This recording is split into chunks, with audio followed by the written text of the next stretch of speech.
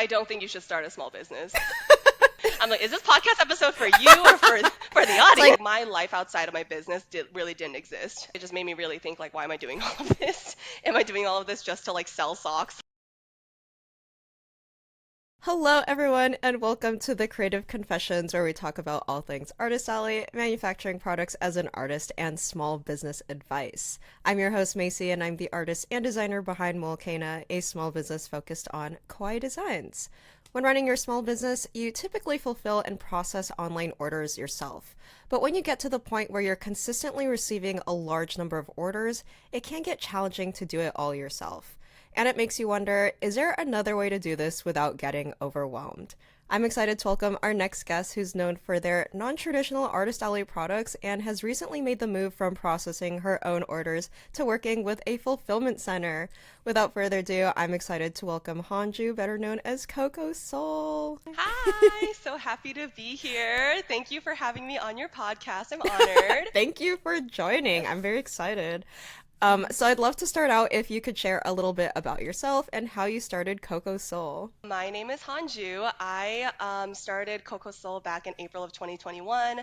I had actually just graduated college in 2020 into the pandemic, like so many of us, right? And then I was working full time at the startup, and I think I just, needed something kind of creative outlet. I was really looking for something to release that after working in corporate for so long. And so I had gone into anime really heavy during the pandemic, as again, so many of us had, and I decided to, start making some things, making some videos, playing around. I didn't really think it would turn out to be a business. I was just mainly playing around. But once my first product did semi well, semi viral, I think from there I really thought, oh shoot, there's like something really here. And I just kept riding that train until now. And here we are. And do you currently do this full time? Yes, I am currently full time. So as of now, besides processing online orders, are you doing everything yourself with like taking product photos and drawing and social media? Oh yeah, no. So every other part of my business I do myself. I think in the past there were a couple designs I got help on, but other than that, it's like 99% me now. From my understanding, you recently moved order fulfillment with a fulfillment center. For those who are listening, can you explain what a fulfillment center is? So, Fulfillment Center is essentially a company that fulfills orders for other businesses, thus the name Fulfillment Center. At least from my experience, basically, I sent them all of my inventory, so it is currently stored at their place. And then from there, they have a software that connects directly into my Shopify. From there, whenever my Shopify gets an order, it gets directly uploaded into their software. Their people grab it, they pack it, and then they send it off. So before that move, did you process orders yourself? Yes, so since April 2021, there is not a single order that I had not packed. What motivated you to outsource order fulfillment over doing it yourself or hiring others to help you? Honestly, a couple months ago, I think I just reached a kind of breaking point with my business where I really felt like, okay, Hanju, like something has to give or else this entire thing is gonna give. I was just really burnt out from doing it all by myself for a number of years. And so I really took a look at my business and decided, like, hey, okay, what part am I willing to give up and what part am I not willing to give up? And I think order fulfillment was just at the top of that list, given that I started this business not to pack orders, right? But I started it to do art. From there, it was the debate of like, okay, so me doing it completely off the table now, but maybe hiring someone. But after I really thought about it, I realized like, okay, if I want to hire someone, that is a job on its own, right? That's why there's things like warehouse managers. That's why there's hiring managers. It's because finding, hiring, interviewing, training, all of that would have been a multiple month-long process. I'm sure, as you know, because you also hire people, right? I didn't really want to make another job for myself when I'm trying to lessen my work. I know for some people it works really well and they get really lucky with the people they find, but I just have not had a good track record of hiring people. Yeah, because we've talked about Mhm. this, and right now I'm in a situation where I do have friends who come work for me like a few times a week to help with all of that. I'm the one fulfilling orders, but they're the ones like grading and doing all the other things while I'm the one processing and packing and shipping out orders. But I was curious about going into a fulfillment center because, like you said, it's an entire job on its own being the hiring manager and trying to figure out how to find the right people to help you with that. And then even then, you don't even know if it'll work out. Like there's just so many factors to consider. But beginning to end, what's like the typical process for finding a fulfillment center? So essentially, I just started by Googling, great way to start. Just looked up like fulfillment centers in my area. And so from there, I looked at the reviews and whichever ones I thought were good, I contacted them rather by email or by phone. I really made sure that I wanted to tour the place that I was going to, right? Because I feel like they may have all these promises and they say all these things, but once you go there, I feel like that's when you can really get the sense of like what this fulfillment center is about. Can they really live up to the promises that they're telling you? I went to go tour, I would say like 5 or 6 different places. I really made sure I didn't just stick with one, but I wanted the whole variety of them. And then from there, it was really just a constant back and forth of like testing and seeing which ones would fit the best. And oh, some people like ghosted me after a while, or some people suddenly were talking about random fees that they didn't talk about before. I think through that process, I was really able to weed out all of them and then finally found my golden goose, thankfully. And I am very happy with the fulfillment center I'm at right now. How long did that process take from when you first started Googling to when you officially, like, I guess, signed the contract and all of that? I would say it took probably 6 months. I think it was like me first really conceptualizing, like, okay, I want to do this. From there until doing it probably took longer, but the touring process, the looking process, trying to figure out whichever ones, definitely around 6 months. I should start looking now. It might be a good idea. You probably could do it in a shorter period, but I was like, I have to look at every single one. Maybe start there. What's something that people don't think about when researching potential fulfillment centers? Don't go to any big corporate ones. As soon as you look up fulfillment center, there are going to be a couple names. I don't want to name them just in case I don't want you to get sued. Like the big corporate ones that a lot of people go to. But the thing is, for businesses like ours, and I'm assuming the people that are watching this are on the smaller, more custom, higher SKU or just like smaller side, right? And so we want a bit of a more like a personal touch with our items. I don't think those big corporate ones are really just going to work out. I would also say with fulfillment centers, there's a huge variety of them. Like, oh, it's just packing orders. How different can it be? It is very different from what I realized because there's just so many things that people can order, right? Someone can order a flat screen TV. Some people can order keychains and socks. And so you really have to be careful about like what do they specialize in? Do they specialize in just Amazon drop shipping and they're just like throw it in a box and send it away? Or do they specialize in something more like custom and handmade? Then I think that can really change both how your orders are sent out, but also how you interact with that fulfillment center. That's a lot to think about. Maybe you answered this, but what were some things you were looking for specifically during your research of all of this? I would say that one of my main things was definitely about transparent pricing because when I was doing my research on my own, going on subreddits and stuff like that, because Reddit is the Google to me, I feel like there was a lot of talk about how some fulfillment centers are very sneaky with their pricing. There's suddenly some fees that you never talked about before, or they're like, oh, did I not mention that blah, blah, blah has this fee and this has that fee, right? I was very, very specific about like anything I'm going to end up paying, I want you guys to have it in a chart or have it to me in an email, like in writing somewhere, so that if there is ever a fee that I don't know about, I can be like, hey, what is this, right? But that was super important to me, and kind of like what I said before about like the different types of things that get shipped, right? My stuff, I have very high SKUs, I have lower quantities and very differently shaped objects. It's not just a box that you can put into another box. And so I needed someone that is okay with a high touch like that. That's okay with putting things in a bag and then putting a sticker on it and then putting a little insert in it. There's things in my small business packing, like how I packed it myself, that I wanted to keep the energy of. It wouldn't be the same, but I wanted to still have some type of personal small business vibe to it. I wanted to find a fulfillment center who could do that. What are some red flags that you've noticed when researching fulfillment centers? The pricing thing is a huge one. Like I remember there was this one fulfillment center. I thought I would work with them, but then they suddenly hit me with like, because when I really badgered them, like, so there's no other costs, there's nothing else. They're like, oh, well, for shipping, you would have to pay 10 to 20% on top of the shipping label you're already paying for because that's our like shipping commission or something. And I was like, oh, so there it is. Yeah. Like that, there you go. All right, okay. Another red flag is again like a huge corporate thing, or like if you can't visit them, I think that's Yeah. also a red flag because like why can't I see where my stuff is, right? So that's a little shady. That's a little weird. I think this is for any business you work with, right? But if they're not communicating with you or they're not answering your questions, they're being kind of shady about some practices, or you're just getting that weird vibe from them. They are literally taking your inventory, which you spent thousands of dollars on. They should answer all your questions. They should be extremely transparent about where it's going, how how it's going, what's it going, send you pictures, give you tours. Like, if they're not transparent like that, then I would not work with them, no matter how good their promises are or how good their website looks. And you kind of brought up a few of these, but what are some of the costs that are involved with fulfillment centers? Like, how do they make money off of you? Think about what you do for your job, right? Every single part of that is going to cost money. When they take in merch, right? So let's say my manufacturer sends them new merch and then they have to like organize and separate it out. That costs money. Obviously, packing and shipping, right? So each order is a flat fee, and then every item on top of that is another, however much. All the labels, all the shipping materials, obviously, if you don't provide it yourself, that costs money. Returns, so if someone returns something, that costs money to check the item and make sure it's still good. Storage costs money. A lot of it does cost, which is why it's so important to check for transparent pricing, right? Because each of those things are going to have a price. And you said that they do kind of like organize the products when they receive it from your manufacturer. Do they also quality check items for you? If I were to ask them, they would. Currently, I have no items that I need for them to check. I'm sure once I do other things, they will. But I did ask them that question. They said that they would. It just, of course, is going to cost a fee. And I would just have to tell them exactly how I want them to quality check it. Like, oh, if it's like, let's say an Ita bag, can you check the seams for this or the stitching for this or make sure this isn't warped? And I think as long as you say that, at least the one I'm working with, they said they'd be happy to. And for that, like if there are Mhm. B grades, how does that work? Like, do you just have them like put it aside and then that just goes under like B grade in terms of like on Shopify? Or how Mhm. would that work? Yeah, probably. For most fulfillment centers, mine included, I'm sure most are going to be like this. You need to have a SKU for like every single item, right? I'm assuming that I would tell them, hey, any B grades that you have, just set them aside or label them with dash B on the SKU, right? So people know that it's a B grade. But also with my fulfillment center, they did say if I wanted to come in person and check them, that's also possible,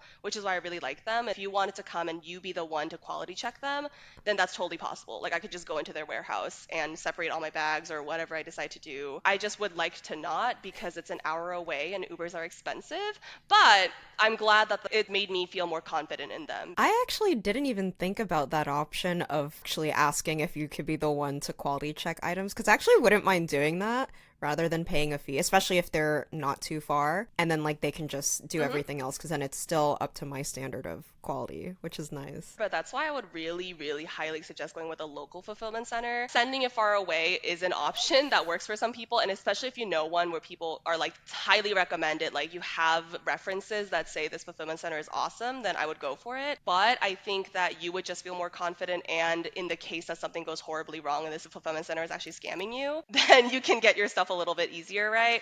But it also gives you the option of being able to go in person and check your stuff and make sure that things are okay. So for customer service emails, does it go directly to them or do you screen them and then send them like any relevant ones? Thankfully for the specific like software that this fulfillment center owns, I'm able to edit orders myself if I really need to. So I just yesterday edited like some addresses, I added some items and like edited or took out some items, whatever for my customers. And so I still take all of those emails right now because I'm sure I would have to pay them to do that. And honestly, I don't really get too many emails, and so I don't mind doing it myself. I think for some fulfillment centers, they do offer it as an option. If you don't mind doing them, then like might as well. Knowing all that, and now that you've been working with a fulfillment center for a few months now, what type of businesses, I guess, like related to those in the art community, do you feel would not benefit from working with a fulfillment center? It's really going to be based on like your own personal comfortability with how much control you're willing to let go of, because I gave them all these specifics and they are packing my orders basically the way that I would pack them, but there are still things I had to let go of. The packaging isn't exactly the same. The freebies I can give, like the whatever I can do, is not exactly the same.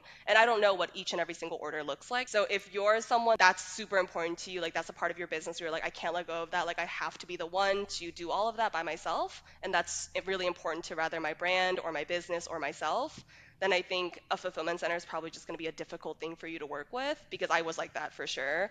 The first 2 years of business, and then I burned out. And I was like, just kidding. Totally fine. Please take it off my hands. But I think in terms of actual items, I would say if you have a lot of really customized things, or like let's say you embroider sweaters and you take customer orders and like custom orders, I think that's just going to be more difficult to do. I think with handmade items in general, unless you're okay with bulk making a ton of stuff and then sending it to them, it might be weird to like like constantly be sending like, oh, 10 new earrings and then like, oh, 10 new necklaces over and over. I think that process might just be a little difficult. I'd also say if you do a lot of conventions, so I don't do a lot of conventions. It's just not something I enjoy. That's a whole other podcast. If you were someone that does a lot of conventions, I know there's some people that do like half their inventory at home and then half their inventory at the fulfillment center. It doesn't make a lot of sense, especially if you also don't do a lot of online orders. So I guess it's kind of like the twofold. It's like you do a lot of conventions and you don't take a lot of online orders. If you're in either of those camps, it's just going to be hard to manage your inventory. When you ask them to ship your inventory to you, that costs money, right? Do I really want to be spending that much money every week if I'm doing a con once a month, twice a month, 3 times a month? It wouldn't logistically make a lot of sense. Yeah, that's funny because that's also like one of my next questions. Like, if you have like a convention coming up, because I know you did, what was it, like Fan Expo Philly? How do you go about like Yeah. getting your inventory? So every fulfillment center is going to be different. When I asked that question to a couple different ones, they all had different answers. With mine, I just put in an order online. So they have a online software where I can create an order. So I just created an order for myself. And so they packed it like any other order would be, which means the same flat fee, the same cost per item was included in that. So I think that's why I say be careful of the cost, because it just essentially was a giant order that I ordered to myself. But you know, when conventions don't exactly like sell the way you thought they would, or maybe they sell even better and like you wish you could bring more stuff, but you can't because you ordered a specific amount from your fulfillment center and they can't 1 hour ship it to you. That is another kind of thing to consider if you want to do conventions and fulfillment center, is that like you're rather going to be stuck with a lot more merch than you thought, or maybe not enough at all. Uh, I'm like, is this podcast episode for you or for the it's like audience? this was a plan to get you for me. No, because like Oh my God. it's like, you know, my dream, like I want to move to Japan, and the only way I can do that Yeah. is by getting a fulfillment center. But then it's like, oh, I can't do like Yeah. cons unless I just stick to like the major like summer cons. It's just because now I have a bunch of merch that was left over. That was a nightmare getting into my new office. So it's like in my new office right now, right? And thankfully, I do have like other events in Philly that I could do. So I don't really mind having the extra. But if I wanted to send that back to my fulfillment center, I could. I could just create a new item spreadsheet thing that they have with all of the products. But I'm spending money to ship it back to them, right? So it's kind of like I spend money for them to give it to me, and whatever I don't sell, I also then spend money to give it back to them. Do you Hmm. ever see yourself going back to processing orders yourself now that you've experienced what it's like having someone else fulfill it for you? No. I can tell you right now, no. Never. The freedom that comes with like just opening my Shopify and seeing orders already fulfilled is like a feeling like nothing else. Like nothing else will come close to that feeling. I run mostly online, right? And so I am thankfully blessed to do relatively well for myself online. But I also think at a certain point, I actually started feeling worse every time I got more online orders, because I'd be like, well, frick, I have to like now pack 300 orders by myself, and that's all I'm going to be doing for the next 2, 3 days, right? Because I think that's something people don't recognize, not to go on a tangent about packing orders, that I realize is that it's so much more than just packing the order, right? It's like you have to have your inventory set up somehow and like keep track of all your inventory, and then you have to like actually print out all your labels, and then you have to like pick and pack all of your items, and then you're actually packing it up, and then you have to haul it all over to USPS, and then you have to come back to your office and clean up afterwards, and then of course you made some mistakes, and so customers like are like, where's my other pair of socks? And I'm like, I don't know. And then you have to pack that pair of socks up and then take it back to USPS. There is just like so many more steps to packing your own orders than I think people realize. You don't realize it until you don't have to do it anymore. Oh my God, I just saved like 20 hours of my week every week.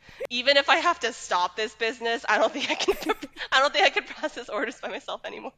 Like I usually have like a steady amount of orders, but I don't feel that until like the Ita bags come in, and that's like summer. So then it's like, oh, the Kickstarters and then the Ita bags. I remember, especially in the beginning, that was when I was like at my worst mentally, especially when I didn't have my office yet. The entire like place filled with Ita bags and boxes. It's kind of like that, what is it? That meme where it's like, bitch, you live like this. Like it was so bad.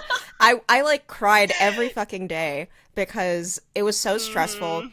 All I did the entire day was pack Ida orders. And it's not like the customer's fault. But of course, there are going to be some people who are like emailing like, oh, like something's wrong with this Ida bag. Personally, I don't really see any major issues, but also like, whatever, it is what it is.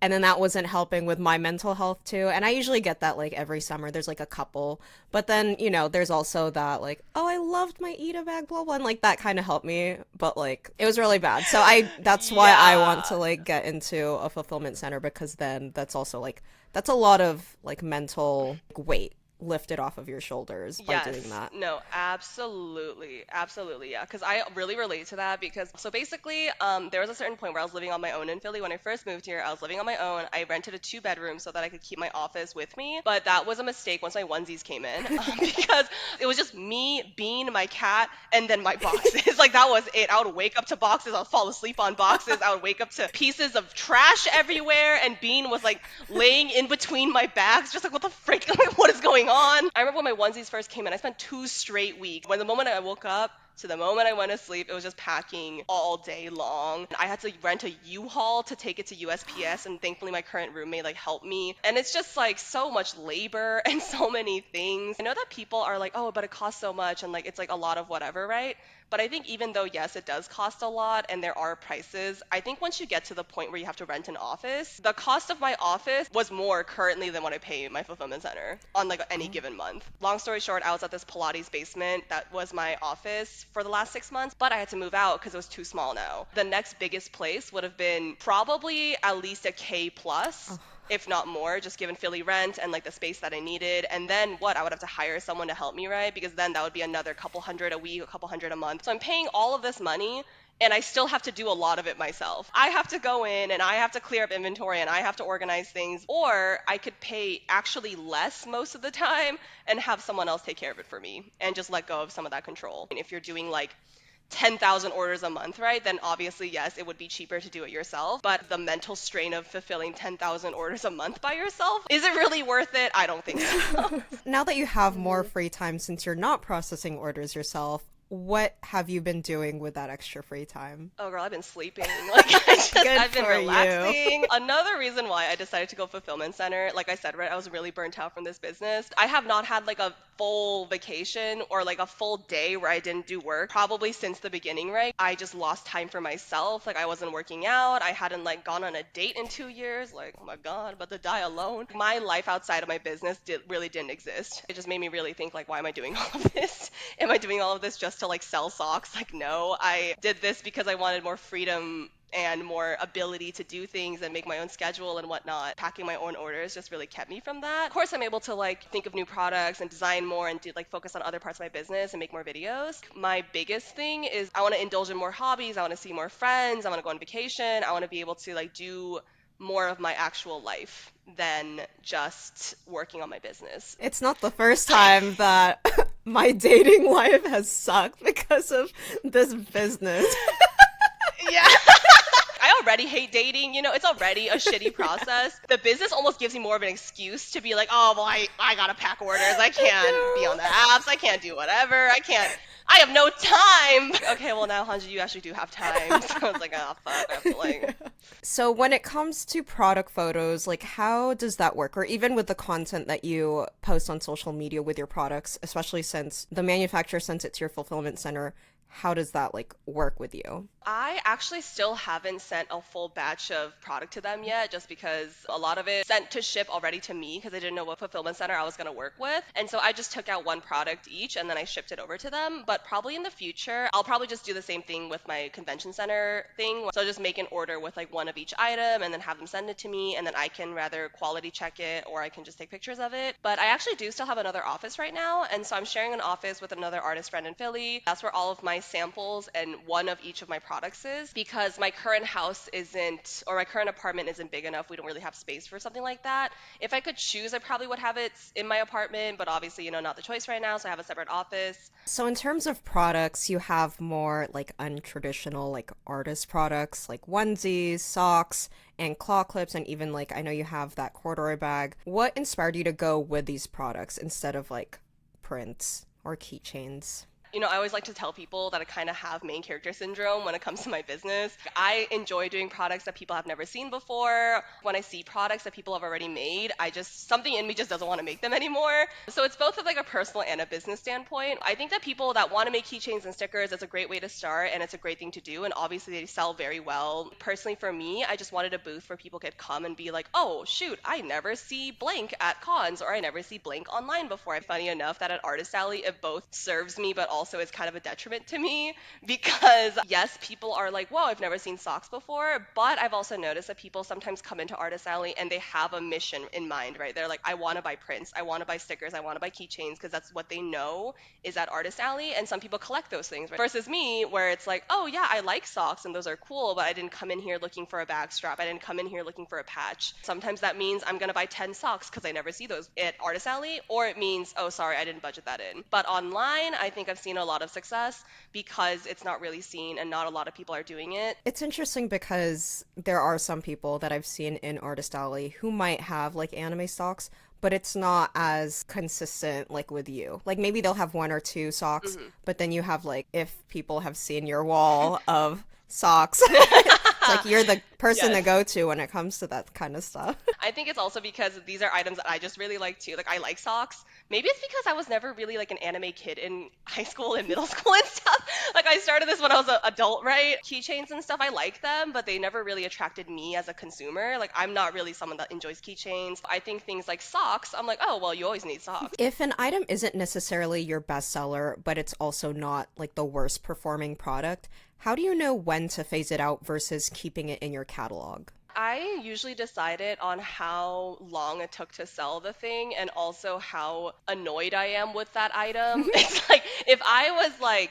dang, I need this to sell and it wasn't selling and it's just like this constant like weight on my shoulders of like, wow, I've had this thing for like a year and it hasn't sold. I don't really decide on metrics because I'm not really a metrics girly. I should be, but honestly, I think a lot of the products that I've decided to phase out or change hasn't been necessarily because they don't sell well anymore, and it's been more about like how my business has shifted.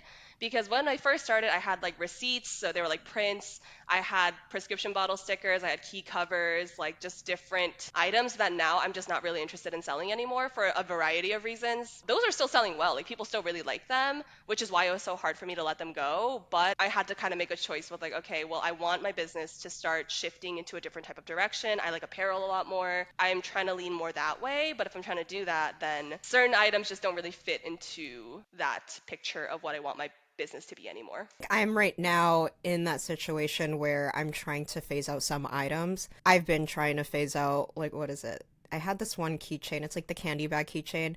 It just doesn't do that well. Sometimes I forget I even have it, but I need to phase that out. Yeah. And then same thing with like the Attack on Titan pins because sadly like Mm. AOT's not that big anymore. Sometimes it really just is about how popular it is. Honestly, though, the popularity thing is also hard. But like, I have Skate the Infinity stuff, I have Bungo Stray Dog stuff, and those two things always surprise me whenever I go to cons because it's rather they don't sell at all and no one is interested in them, or people are like, I have never seen people with skate merch. I'm so excited and buy like every single pair of them, right? But I will say there are certain items that will continue to not be popular, and those I'm like, okay, it took me 2.5 years to sell out of this. It's probably time to let her rest. So moving on to our speed round slash miscellaneous questions. What's a common myth surrounding product manufacturing? People think it's a lot more difficult than it actually is, even though it is very difficult. When I talk to some people and they're like, Hanju, I literally don't even know where I would start with like making socks. Like, how do you even do that? My sister, she's actually someone that also wants to start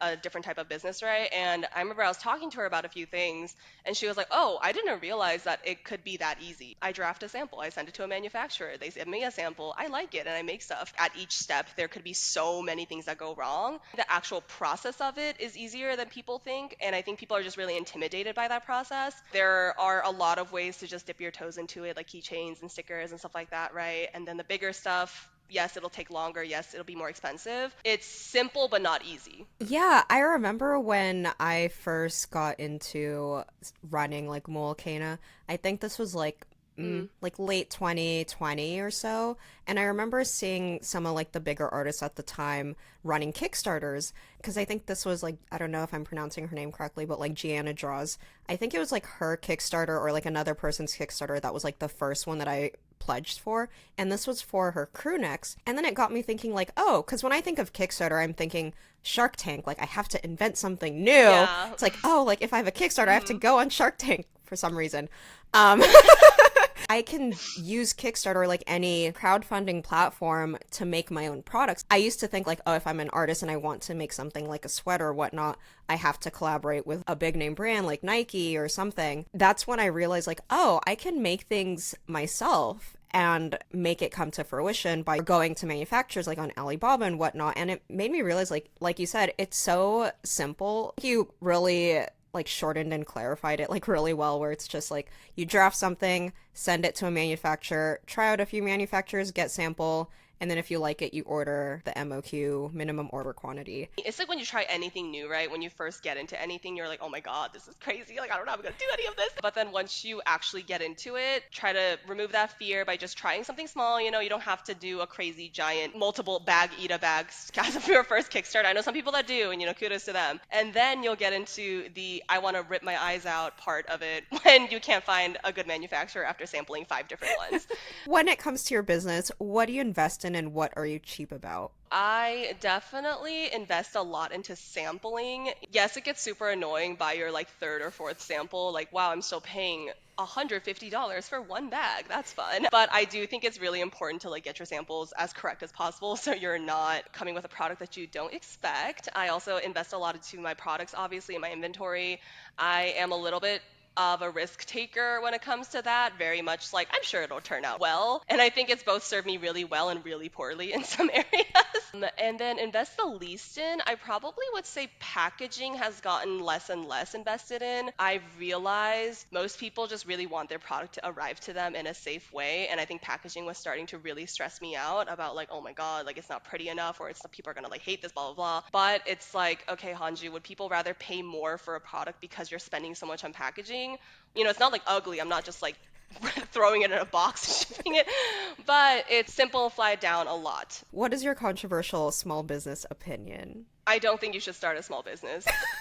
I would just really search within yourself about why you want to do this and what you're doing this for. My least favorite thing is Instagram entrepreneurs. I despise people that are like, this is how I made $30,000 in 1 month by being a digital marketer, or how I drop shipped this 1 cent thing for a $10,000 markup and I now make whatever, right? Like, I think those are extremely predatory. I think those people actually don't know what they're talking about. I think they give you the courses that you buy, the $1,000 you drop on them, they are just filled with Googleable knowledge where you can get it on a podcast like this, right? I totally understand why people want to start businesses, right? They want to escape the rat race. They want to like, have more freedom. But the thing is, you're going to just enter into a different rat race. It's the same race. It's just in a different place and going to be 10 times harder because everything relies on you. If you're okay with having all of the responsibility, if you're okay with taking really big financial risks, if you're okay with staying up all night stressing, if you're okay with the massive imposter syndrome, doubting yourself at every turn, and like constantly questioning if you're making the right decision. Yes, like we are happen to be successful, right? Whatever that means. We can sustain ourselves. We can do this full time. A lot of small businesses can't. A lot of small businesses unfortunately fail in the first 5 years. And if you're not okay with that failure, and if you're not really passionate enough about a product where you're like, no, I can put everything into this and it doesn't matter if I fail, I think that you're just not going to be in for a good time. And I think if you're in it just so you could have a business, just to say that like I'm an entrepreneur, I don't think it's going to be a good time. And I only say this because I've had people that talk to me like that are like, oh, I just want to own something, or like, oh, I just think it'd be so cool. Oh Like no. a lot of the time it's really not cool. Like it really sucks, but I love what I do at the same time. No, I agree with that. It also doesn't Mhm. have to be like a full-time thing. Like a lot of people want this to be their full-time. It could be a part-time business. What is your most popular product? product? And this could be either like online or events. The funny products usually do pretty well. Like anything that's kind of funny. Like I have like my Levi Give Up on Your Dream and Die socks. Those are super popular. I have my Gojo body part socks. I don't know Yeah. how PC I have to be with this one. Specific like kind of not safe for work ones always tend to do. Not that I have like super not safe for work guys, like, but slightly like, the hints of it. I think those always do well. My hair claws do pretty well. What's your least popular product? On a similar vein, it's like my socks do relatively well, and then there's this couple socks that I'm like, I just can't get rid of them. They're just staring at me. Because I don't know if I have a specific product line that's unpopular because all of them do relatively well. Again, very grateful for that. I like to make a lot of different things, and then I like to not think about how I'm actually going to sell them, and I just make it, and then I bring it over, and then no one buys them, and I'm like, oh. Like we could talk about like what specific sock design surprisingly like didn't do well. Ooh, a lot of obscure One Piece characters don't do super well. Like I have one for like Crocus, who is the who is Oh Laboon's like yeah. watcher, Exactly, I exactly. was like, People are who like, is who? that? And I don't know why I decided. Okay, I think it's because, listen, it's because I was like doing a One Piece series at a certain point. So it's like chronologically, I was doing like One Piece sets, and I was also reading One Piece. So to me at the time, I was like, Crocus is so important. He's literally like Laboon's watcher. But then obviously, most people are like, who is that? Like, he's not an important character at all because One Piece has a trillion characters. Yeah, I remember when you were Yeah. doing that, and you're doing like a lot. Didn't you stop at like a certain point? Because it was like there's too many arcs. I was gonna do more, but then I think it was just that problem I just told you about, where it's like the really popular characters or popular designs from each arc. There's only really like three or four of them that I would make. Some have more, like Wano has a lot of really beautiful designs, so I want to make more for those. But for most of them, it's like I definitely could have not made these, and it would have been no difference. What has been your biggest money mistake with your business and why? It's my thing that I told you about, right? Where I am very much a risk taker, or like I don't really think things through when I make them too much. It's like I want to make it, so I make it. That has led to a lot of products that now looking back, I definitely just shouldn't have made. I do that a lot with like quantity. They're like both money mistakes, also time mistakes, where it's just like, dang, this thing that I bought, those like Gojo wristbands I have. Yes. The mock was 1,000 pairs. Oh my god. Why did I do that to myself? I don't know. But I was like, oh, it's Gojo. Like, Gojo always sells. I can totally make this. Like, the time that it takes to grade each of those, like, I have to, like, pull them out. I have to look at the ears. I have to look at how they're glued on. I have to look at the embroidery. Sometimes embroidery is bad. So I have to, like, snip it off. And doing that for, like, 2,000 separate wristbands is a lot. Like, I'm, like, on the brink right now with those. It's more of those things where it's, yeah, I didn't really think this through, or this mock was way too high. Why did I do that? I wish I looked for ones with a lower mock, like my key covers. I still have so many of those key covers. That's a product that I'm really trying to retire right now. What's your biggest business insecurity? I honestly think that doing fan art is something that does make me feel insecure a lot of the time, and I think it's where a lot of my imposter syndrome comes from. Like sometimes it makes me feel like, am I a real artist? Am I a real designer? The original versus fan art debate, I think, is something that can go around and around forever, but it is something I think if you do fan art, it just brings up a lot of complicated emotions around that. It's always made me feel like I've gotten lucky with my business a lot, or I've been able to tap into certain like fandoms exploding, or like anime TikTok and like 2021 was really popping, right? And as much as I know, like logically, like yeah, I did work hard. Like yes, I put in a lot of hours, and I am someone who obviously can run a business well because I've done it for the last 3 years full time. And so if I look back on all my achievements and the money I've made, whatever, I think I can logically piece together that yeah, no, it was a lot of me emotionally, or that like when that imposter syndrome kicks in, it's hard for me to think it was all me. I think like, oh, but I was lucky, or like, oh, I just rode a good wave, or like, oh, I just happened to tap in at the right time. No, I feel that because I also started with mostly fan art, and after, let's say, like the first year of doing cons, I started thinking, do people only like my work because it's anime specific? And understandably, it's also because of Yeah. like the art style. What if I had made original art, even if it's in that style, like would people still be interested in buying that? For me, it didn't really Yeah. like hit that people would still be interested. I think until I did like the Ida bags, because that one It's not anime Mm. specific. Me Hmm. noticing, like, oh, people are interested in these bags regardless of fandom or fan art or whatnot, that it kind of gave me a little bit more confidence in trying to go in that direction. And that's also why I did like corduroy bags. And even now I'm trying to go towards like 50-50 fan art and 50 original art, just because I'm also concerned about longevity, because personally I don't feel like I can do fan art forever. Even Mm. like what you mentioned with you not having watched anime in a while, I feel like I'm just sticking to the same anime. I mean, I do watch some anime, but it's not really like shonen. I think I just stuck to like Attack on Hmm. Titan and like Jujutsu Kaisen, and I kind of just rewatch them as like comfort anime. Like, not to say that fan art is any less, and I think that's something I'm really trying to hammer into myself, and something my roommates actually really helped with, like seeing their reactions to what I make, and they're like, Hanju, like you've sustained yourself for 3 years on this business. It's not because you just make fan art, right? Because there's plenty of people that make fan art that can't do that, right? Not to say that they're any better or worse. It's just not easy still to sustain yourself no matter what if you're doing art. I know there's some people that are like, no matter what, I think you just shouldn't make it and whatever. But the thing is, like that I'm able to give people joy through these characters that they like so much, and that they are excited to see the things that I make, right? I think that these shows have provided a lot of comfort for people, and if I can give them like a pair of socks that remind them of that and makes them that happy, what is so wrong about that? Why is that make me less of an artist? I say that more to myself than anything.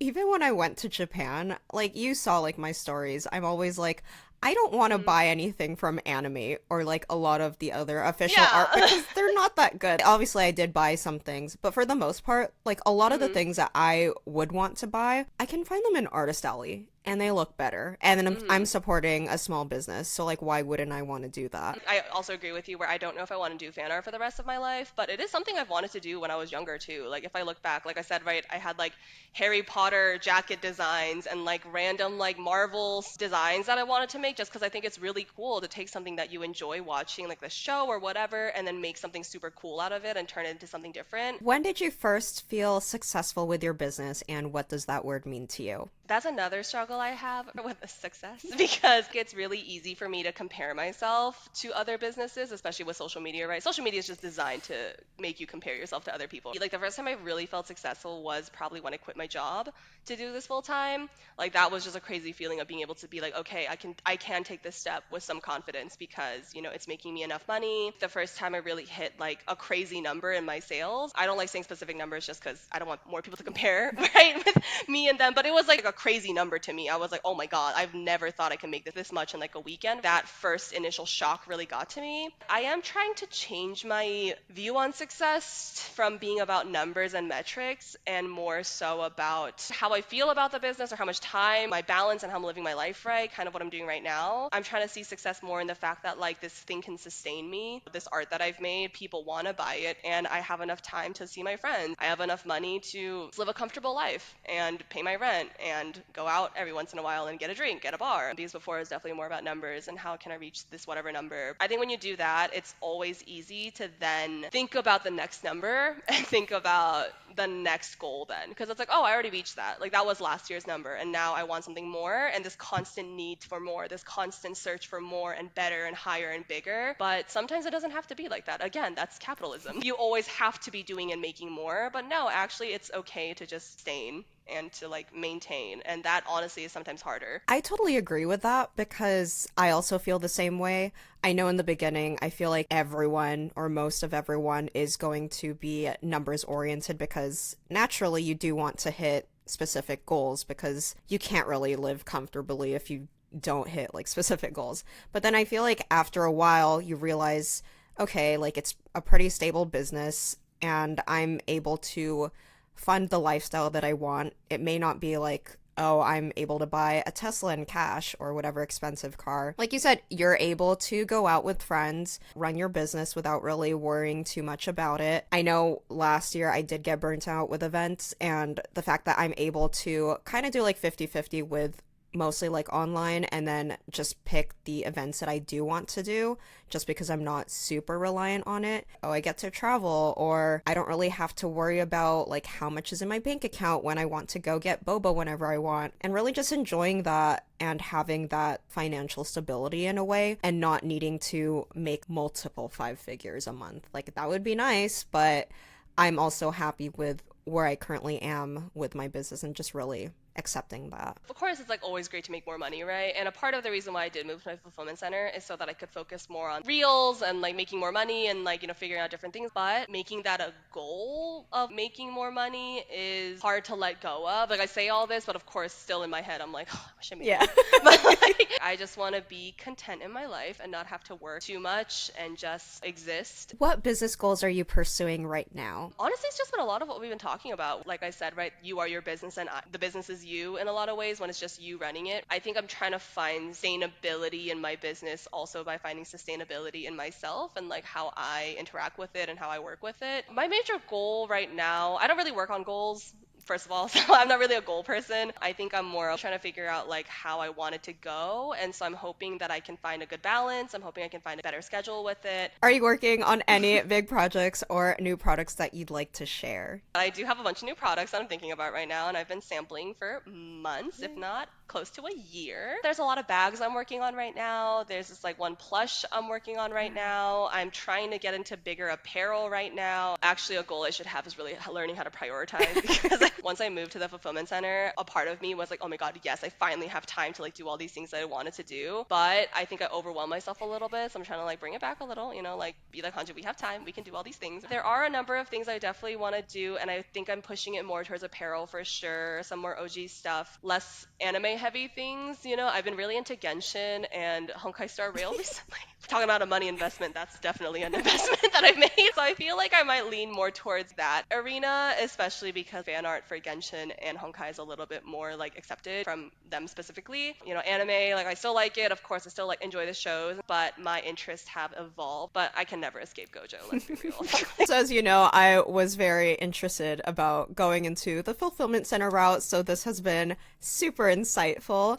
Where can our audience find you? So you guys can definitely find me on Instagram. It's going to be Kokoseoul with an underscore. On TikTok too, which is just Kokoseoul. I have a website. I have a mailing list if you want to keep in touch. I don't really email people too often. It's just about like big drops and stuff. I would say Instagram is where I mostly thrive. And so I would check me out there. Thank you again for joining us. You answered a lot of mostly of my Yeah. personal questions, but also like I think questions that I feel like a lot of people would find helpful. No, I'm actually really glad I could help because I think I was doing this like fully on my own, right? When I was looking for fulfillment centers, it was very much just me and my subreddits and my like random Google searches. And so it was really, really hard for me to do that. So I hope any insight I could give was helpful. Of course, I'm always happy to answer more questions. So if anyone, really wants to reach out or like has anything else they want to ask about, I'm happy to answer. And thank you to everyone listening in. I will see you all in the next episode. Okay. Bye.